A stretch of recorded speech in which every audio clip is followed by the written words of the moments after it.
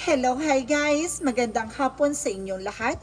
This is Jean Rodriguez from Masagari Channel, a faith healer o Zumata reader. So ngayong hapon na to, tignan natin ang nagsasabihin sa iyo ng ating mga gabay. So this is the special gabay for the month of February 21 hanggang February 27 for the sign of Gemini. So Gemini, welcome to my channel.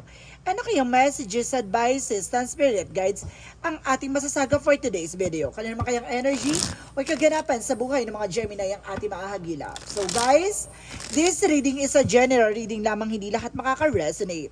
Kunin lamang po makaka-relate sa inyo and comment down below kung kaninong energy ang ating nasagap. And of course, don't forget to like and subscribe my channel and hit the notification bell for more videos update. And of course, maraming salamat po sa mga walang sawang pagsuporta sa aking channel, lalo-lalo na yung hindi nag-skip ng ads na way pagpalain kayo. And just at may kapalsiksik diglig na gumapaw na biyayang manong balik sa inyo. So guys, come on, umpisahan na natin ang laban for the sign of Gemini. Angel Spirit Messages, give me information. Ano kaya nga masasagap natin for today's video? Angel Spirit, please give me information. So there's the Two of Cups, a partnership. So mayroon ditong unconditional love or something, a partnership na may love and care or tenderness. So let's see. And I guess there's a judgment for a wake-up call. So there's an inner calling. So maaaring ginigising ka sa katotohanan or either may paalala sa iyo ang iyong divine. And the Ten of Pentacles, there's a long-term success and long-term investment. So maaaring pang mahatagalan talaga to, no? Kumbaga sinasabi sa ito is this is opportunity na kumbaga magiging investment for good, no? So let's see. Additional messages for the Knight of Pentacles. So there's a security. So there's a secure, no? Kailangan maging secure ka sa mga pinaghirapan mo. And of course, kailangan mag-ingat ka sa mga pinangahawakan mo. And of course, there's the Ace of Cups. So there's a new offer, new love life, no? Sa mga single dyan, guys, may darating na. So sa mga taken dyan, manahimik kayo, may jowa na kayo. Charis, kumaga kung may mga taken na dyan, guys, maaaring bumalik ang tamis ng tunay na pag-ibig, no? Maaaring babalik yung kilig at babalik yung passion niyo sa isa't isa. So there's a King of Cups. So there's a devoted and supportive person. May taong sumusuport at gumagabay sa iyo dito, or either may gagabay at susuporta sa iyo. And there's a Magician. So there's a manifestation, there's an infinite, no, in the upper layer. No, para sinasabi dito, there's an information na infinite love life. Oh, iti. Maaaring ito yung tinatawag na everlasting promises. And because there's a Seven of Wands that you are being protected or kailangan mo protectionan.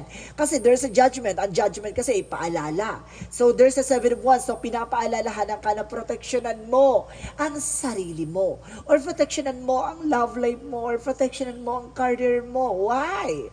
So let's see.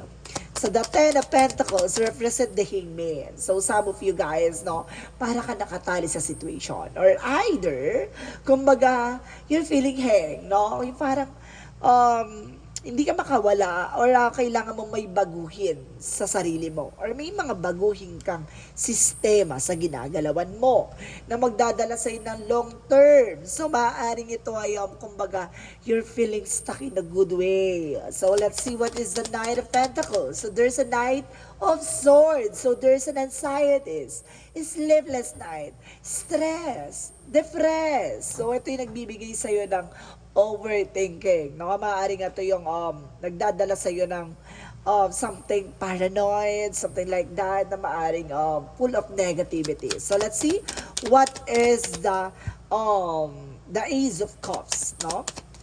Parang like I think parang may hawak siyang na laruan, no? There's puzzle or something. There's parang Rubik's Cubes na parang there's a playing, diba? Kumbaga sinasabi dito na pinaglalaruan ka. No, may taong gumagawa sa iyo at pinaglalaruan ka. Ano yung part na yon? So let's see. So there's an Ace of Wands and an Ace of Wands. The Ace of Cups and the Ace of Wands. So there's a new beginning pagdating sa love life. So magkakaroon ng bagong simula na, no? And the King of Cups represent the Three of Pentacles, collaboration. So magkakaroon kayo ng something connections, something collaboration, something interaction. So, may pag-uusap talaga, no? So, let's see what is the Two of Cups and the Magicians. Represents the Knight of Wands. So, there's a resilience, no? May mga bagay dito na kailangan mo maging mahinahon. Maging tahimik lang, no? Kung napakalapit mo na sa success, bakit mo ibubulgar yung sarili mo sa eksena na yan? Kung yung mga bagay na pagiging success yung magbubulgar sa'yo. Ganun dapat. No? So, let's see what is the judgment of the Seven of Wands. So, there's the Tower moment. So, there's a sudden changes and of course, major changes coming in for you with the Tower moment. No? Kumaga ito ay maaring may pagbabago or there's a chaos or pagkasira. No? Kumaga ito yung sinasabi na proteksyonan mo eh. No? Yung sarili mo, it's either baka makagawa ka ng ikabubuti mo or ikasasama mo. So, ikaw yung, ikaw yung gagawa ng bagay na yon. So, let's see. What is the Ten of Pentacles and of course the Hangman? So, there is a Four of Pentacles, security, no, budgeting. So, kailangan mo marunong ka proteksyonan yung pangalagaan ng finances mo, no? Kumbaga, kailangan mo nang itigil, kailangan mo nang alisin yung mga dati mong kinagawian, yung mga bagay na alam mong hindi nagsiserve at walang benefits sa iyo sa huli. So, let's see what is the Nine of Pentacles and the Nine of Sword. There's the Sun card. So, malalaman mo na, matutuklasan mo na there's a spirits, no? Parang sinasabi dito, bibigyan ka ng kaliwanagan kung ano talaga yung tunay mong nararamdaman. No? So, let's see what is the Ace of Cups and of course the Ace of Wands represents the King of Wands, control. No, makokontrol mo na yung emotions mo.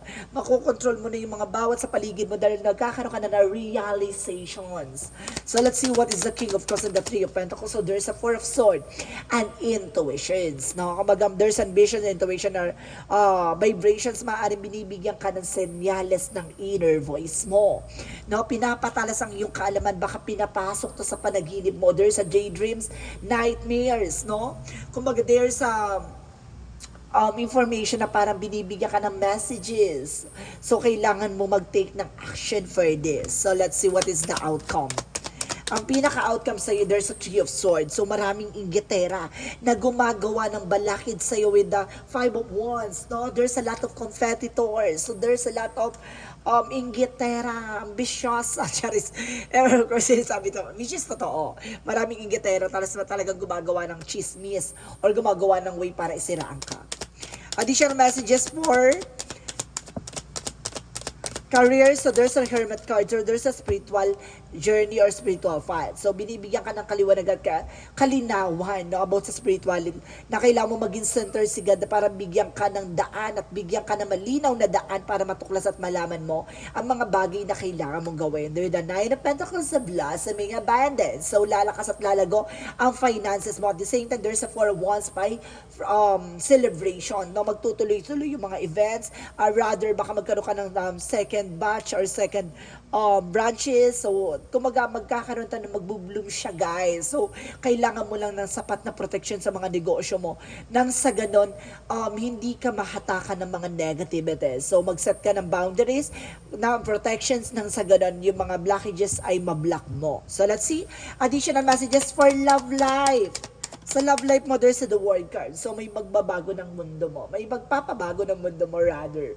And there's the full card. So, maaring, it is a new beginning. So, this is a new child in the world na nag-represent ng bagong mundo, bagong buhay, at bagong matutuklasan. So, let's see. Additional messages for health. So, there's a Knight of Wands, no? Kalma. So, there's an information na kailangan mo kumalma. Masyado ka ng aggressive. Yung puso mo, baka atakihin ka. No, kumalma ka, ti. And the Queen of Swords, a bigger picture of yourself, no? Kung magating kami possibilities, baka iniinis ka lang nila, no? Hindi mo kailangan mapikon or mainis sa mga ginagawa nila. Bagkos, maging tahimik ka. The more na tahimik ka, the more silang nanggigigil sa'yo. So, let's see what is the Monsology. Monsology represent what? A win-win outcome for ka. So, ipapanalo mo tong laban na to. At the same time, guys, there's a new romantic cycle begins. So, magsisimula na talaga ang panibagong cycle pagdating sa buhay pag-ibig. So, let's see what is the magical fairy messages. Ang chika na yung magical fairy is the summer. So this is the summer season. Napapasok ngayong taon na to ay maaaring magdala sa'yo ng something unwind, something refresh and retreat. And there's an information with that everything is okay, no? Don't you worry, it's all working out in a beautiful way, no? Maaring may mga bagay na kailangan mangyari talaga, no? May mga bagay na hayaan mo ang Panginoon ang maglahad at ilahantad yung mga bagay-bagay. So let's see what is the yin and yang oracle card. Represent receive. So there is a lot of receive. So marami kang matatanggap, guys, no? There's a receive and open, no? Open ka dapat sa mga possibilities and open ka dapat sa mga new adventure and new ventures. And there's a happily home and commitment. So magkakaroon ka ng bagong eksena sa tahanan mo na magdadala sa iyo ng bagong simula. Either, guys, baka bagong bahay, bagong pamilya, at bagong bukas. So let's see additional messages with the distance. So, ibig sabihin, magpakalayo-layo ka sa mga toxic na tao. No, para hindi ka nahahatak or nahahawa ng mga kanagahan nila. So, let's see what is Archangel Michael. So, there's your home is protected by angels, no? Protected naman daw ang iyong tahanan ng ating mga gabay. At the same time, detached from the situation, kailangan mo nang kumawala sa sitwasyon. And this is the time to leave the unhealthy situation. No, ito na yung oras para makaalis ka na sa mga sitwasyon na ang gulo-gulo, no? So, let's see what is the angel's answer. The angel's answer represent listen to your intuitions, no? Makinig ka sa intuition and God feeling mo. At the same time, there's a forgiveness, no? May mga bagay na kailangan mo ipagpatawad, no? Kahit na hindi sila humingi ng tawad, kailangan mo na lang isurrender kay God yan. Kasi baka magsalbing blockages mo yan. At the same time, there's a within the next few weeks, sa mga susunod na linggo, may magaganap na pagbabago. So, let's see what is additional messages. And of course, there's the karmic relationship. So, magkakaroon ka dito. There's a karmic relationship. Kaya huwag ka magtaka bakit may harami kayong pinagdaanan sa pagdating sa relasyon nyo, no? Sinubok kayo ng finances, love life, health, and of course, family. So, ganun po talaga pag nasa spiritual journey, guys, ha? Kapag nasa karmic relationship ka, maraming hadlang, maraming susubok, maraming lilinlang, maraming taong magsisira at susubukin kayong siraan, no? Ganun talaga, no? There's a soul growth, may pinanggagalingan yan. At pag nalagpasan nyo yan, this is the big success and opportunity na ibibigay sa'yo ng langit. And of course, there's the whale and the orca elder. So, share your song. So, ibig sabihin dito na ipakita mo sa kanila kung ano yung lalim talaga ng pinanggagalingan mo, no? Kung ano yung mga pinagdaanan mo sa likod ng mga taong mapanghusga at mapanlinlang. So, kailangan mo enjoyin ang buhay mo. So, let's see what is Archangel Raphael. Archangel Raphael messages. So, there's listen to your intuitive feelings. So, kailangan mo lagi makikinig sa intuition mo. At the same time, ask your body for massage. So, kailangan mo magpamassage kasi napaka-stress. No, nai-stress ka na talaga. And there's meditation. So, kailangan mo mag-meditate, magdasal, mag-devotions, no? So, let's see what is the romance angels. Na pagdating sa relasyon, there's a calling to your soulmate. Maaring soulmate kayo. There's a soul contract talaga, guys. At the same time, there's, oh my goodness, there's a romantic feeling. So guys, there's an information na twin flame talaga guys, ha? Kasi paras kayo ng, there's a soul connection and of course paras kayo ng feelings. So let's see what is the chakra. And of course, there's vanity, no? Alisin mo yung mga walang kabuluhang bagay, no? And there's a trickery. I told you so. Marami mapanlilang, marami manluloko. And there's the growth, no? Maraming ugat ng panggagalingan. So, magkakaroon ka ng growth and expansion. So, let's see additional messages. And there's a support. So, guys, sinusupportahan ka ng ating gabay, ha? And of course, guys, there's a study, no? Marami kang matututunan at marami ka pang malalaman. Akala mo, alam mo na lahat? Hindi pa. Additional messages. And there is a loneliness. So, kala mo nag-iisa ka, hindi. Maraming gabay na tumutulong sa'yo, especially your family.